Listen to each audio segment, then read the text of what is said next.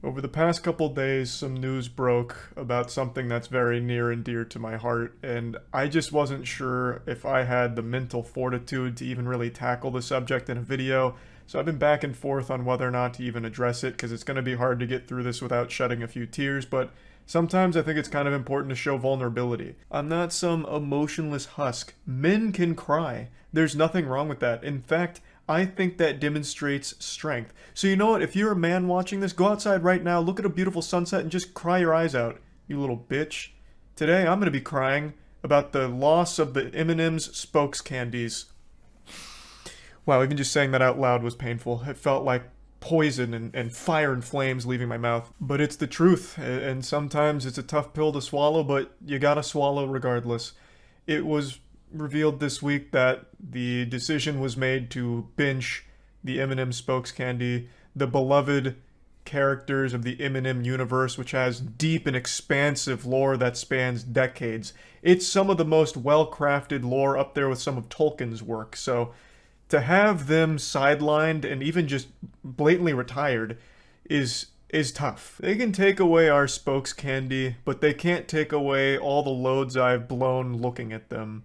God damn, those sexy M&Ms, the green M&M, especially with those high-heeled boots, hubba hubba, Jesus fucking Christ. The nuts I've busted looking at that, and I know I'm not alone. For years, the M&M spokes candies have ranked among the hottest things in the world, like above waifus for weebs even, you know?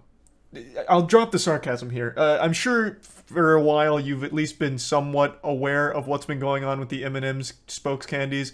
For a long time, they were just like goofy little skits they do with the red M&M, you know, doing shit. Before movies at AMC theaters, they'd have that little short that would play where all the M&Ms get kidnapped, strapped to a rocket, and he's defusing a bomb, and then someone's phone goes off, and it's like, the M&Ms don't want you to have your phone on during a movie. Put it on silent, please.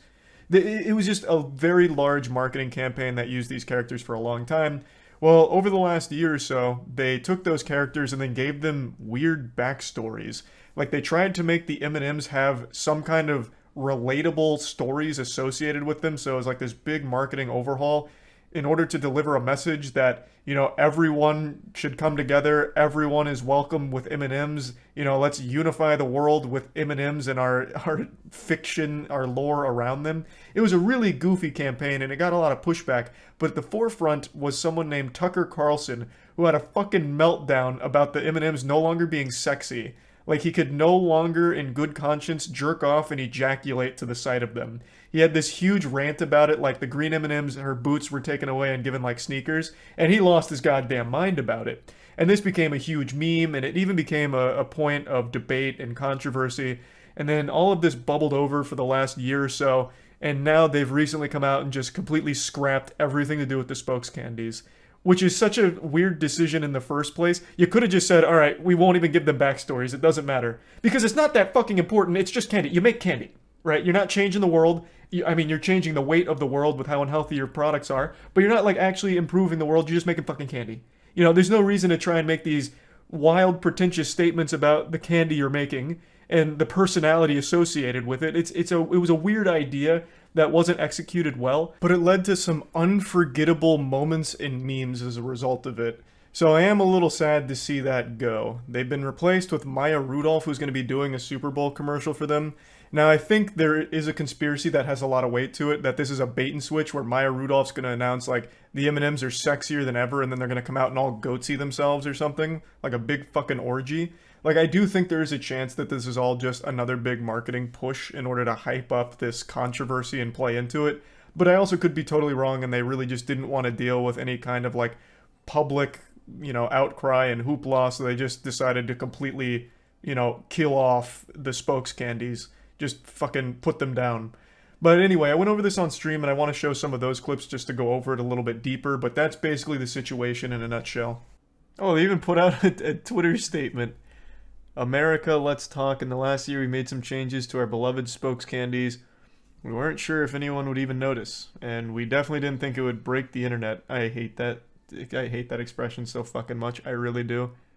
That is just so awful. But now we get it. Even a candy's shoes can be polarizing, which was the last thing M&M's wanted since we're all about bringing people together.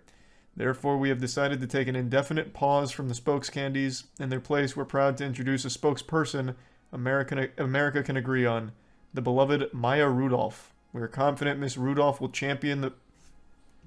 Who the fuck is this guy? He has nothing to do with M&Ms.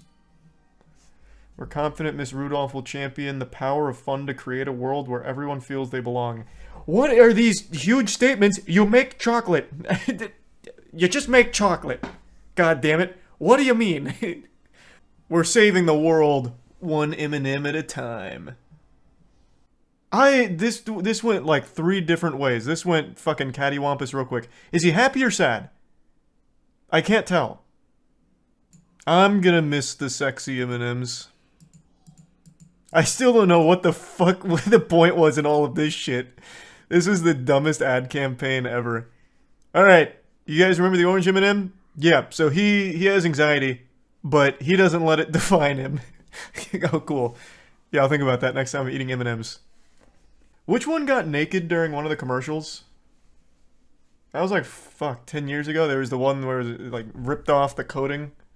Do you think the decision to get rid of the mascots will hurt the company? Man, fuck no, what? The decision to even give them lore was useless anyway. It did nothing except... I mean, maybe it actually helped them because it got people talking about M&Ms.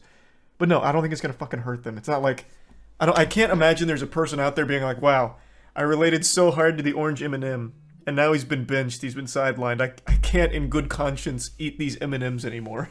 I don't see it happening. It's fucking chocolate. You think M&Ms each have a life story? You don't think the M&Ms each have a life story?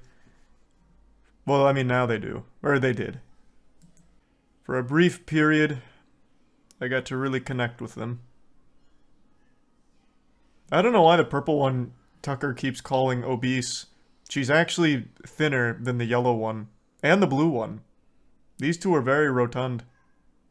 Do you think they got paid their severance? I don't know. I'm expecting twitlongers from each of them, especially the orange one. About discrimination at the workplace for his anxiety or something. That would be... Now that would be hype. If Mars went the extra mile and made a Twitter account for each of them... Then we'd be talking. Then we could have a Matt Pat game theory on it. Didn't Kellogg's do this for Tony the Tiger and they shut it down because of furries being too horny? Well, they didn't do this for Tony the Tiger. They just made like a big push on Tony the Tiger on Twitter, but then furries kept drawing porn of him. So then they shut it down. Why would M&M just drop their characters? It's probably just a Super Bowl bait and switch. I don't think they actually dropped them. But if they did, I don't think it matters. Who fucking cares? Maybe one day the spokes candies will come back and reclaim their glory, but for now, it's looking like we may have seen the last of this crew of M&Ms, and God bless. It was a great run. Well, anyway, yeah, I just want to talk about this. That's about it.